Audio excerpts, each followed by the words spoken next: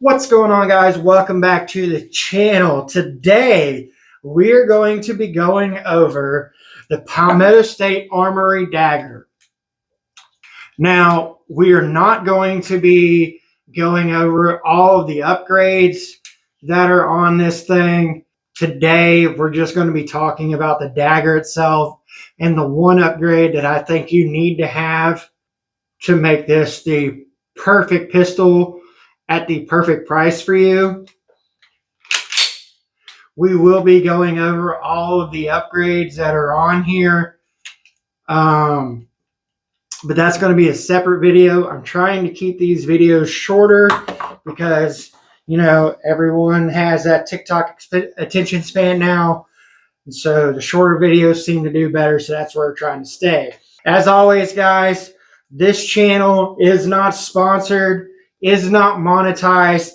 Everything you see here, I paid for with my own doll hairs after blood, sweat, and tears and hard work went into it.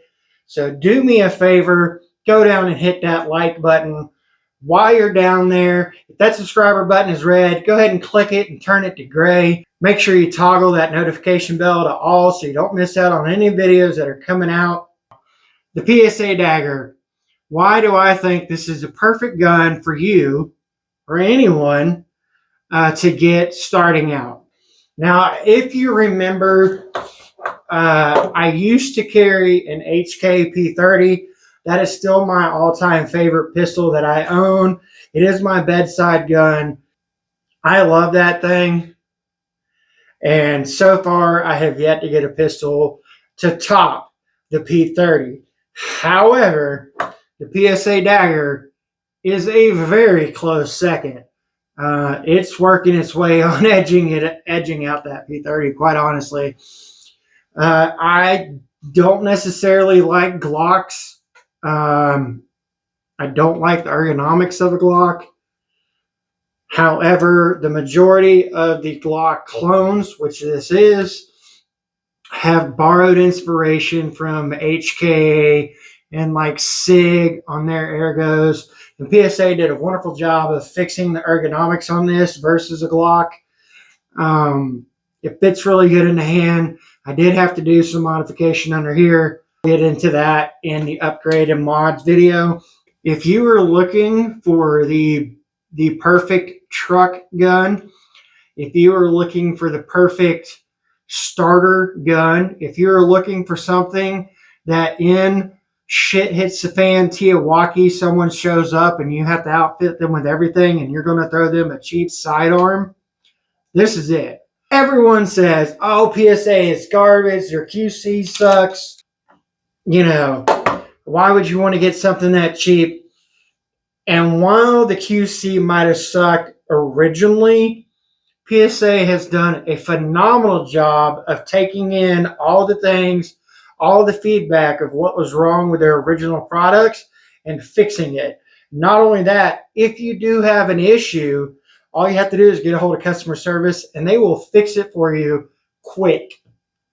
I'll try to link it down in the comments below. There was a podcast interview with the CEO of PSA in which he explained that it's not about selling cheap stuff and making a profit on it. It's that he knew that companies in the industry were setting their MSRP to super high just to make a killing on us. He knows what goes into it. They factored out the cost. They put in a slight percentage markup on the things just for R&D. And their motto is to put freedom in the hands of every American. Are they making a killer profit because people are able to buy more at a cheaper price? Maybe, but look at all the stuff they're turning out right now. I'm not a simp for PSA.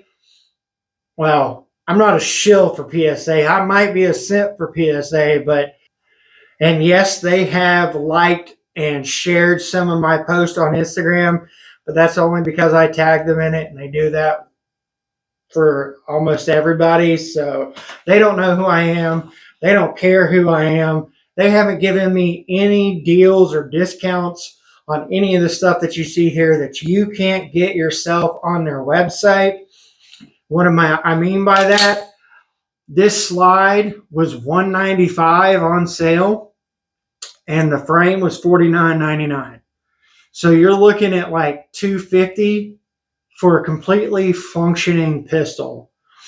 Now, it did come with the factory dagger trigger, which is reminiscent of the Smith & Wesson hinged trigger design. And in 3 pulls on the stock dagger trigger, once I figured out and got it in the correct placement, it averaged out to 6.33 pounds on the trigger pull, which isn't terrible, I guess. It's definitely something you can train around, but it felt kind of mushy to me. So I opted to drop in this Apex Tactical enhanced trigger that includes a polished safety plunger, and it just took up so much of what I felt was that mushy slop. Also, once you have the trigger safety, actually depresses all the way in, and that trigger is pretty much a flat face trigger. It does have a little bit of take up, but it's not mushy. It's straight to the wall and then fires off. The reset's really nice and crisp. I love this. So if you say that trigger was like $95, let's call it $350. $350 for a Glock clone that accepts all Gen 3 parts. I mean, then a stocked G19 is cheap enough that you can leave it in your truck if you want to. You can toss it to a buddy when he shows up unprepared, and it's not really going to break the bank. You know what I mean?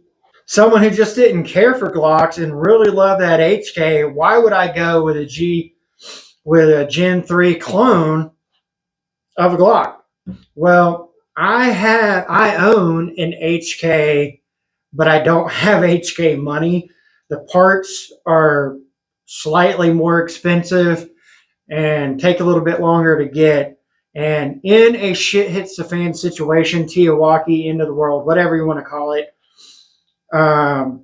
the likelihood of finding parts to fix this are way higher than the likelihood of finding HK parts. In fact, the frame itself, not the magwell, but the frame itself, $50. You can't even get a stock lower parts kit with the trigger and everything for $50. So, I mean, it's cheaper to just go ahead and get another frame to have as a backup, build out whatever, however you want. So, parts availability, the cost effectiveness. I have almost 500 rounds through this right now, through this slide, on this frame. 400 of that is through this trigger. 300 of that is through this comp. And I have only had one malfunction, and that was with the amend to 34 round mag. It wasn't actually the pistol's fault. It was the mag's fault. So almost 500 rounds through this and not a single problem on the pistol so far. $350 to have an upgraded trigger that pulls at 4.33 pounds average over the 6.33 stock trigger. And it takes all Glock parts. Yeah, you might have trouble on the holster just because the trigger guard is a little bit thicker than the Glock, but you can shave this down or put a shim in the holster and make it fit. I actually have an Alien Gear Phantom holster, which is for the Glock 17. I had to trim a little bit out for that comp to stick through. And I did have to put a shim in here, but works perfect. This is a We the People 19 holster. Again, sticks out a little bit. Works perfect. So that's why I think this is probably the best sidearm / secondary weapon for you to get. The cost is perfect. The parts availability is phenomenal. And so far, the quality, the accuracy, everything has been flawless on this. So if you're thinking about getting a pistol, definitely consider the PSA Dagger. This is the compact. It's the 19 frame and grip. This is the full size S, and I'm pretty sure that the S stands for short because it is the same frame length as the compact. Just the grip is a 17, so if you put this slide on here, it's like having a 19X. They are coming out with the full size L, which I'm assuming means full size long. That'll be the actual full length 17 frame and grip with the 17 slides. Also, they're coming out with the Saber brand of the PSA Dagger, which if you're familiar with their ARs, the Saber is their $1,000 brand rifle. So I expect the pistol to be somewhere around $500-600 maybe. But it'll have all the things. Again, PSA doesn't pay me, so this is free publicity for them. But hey, PSA, if you like what you're seeing, hit me up. All right, guys, go down in the comments. Let me know what your favorite gun is, what your secondary and EDC is. Let me know what you think about the Dagger. If you're interested in getting one, what color combinations you would be running. This one is the FDE, and this one is going to be the Sniper Green. They also have all black.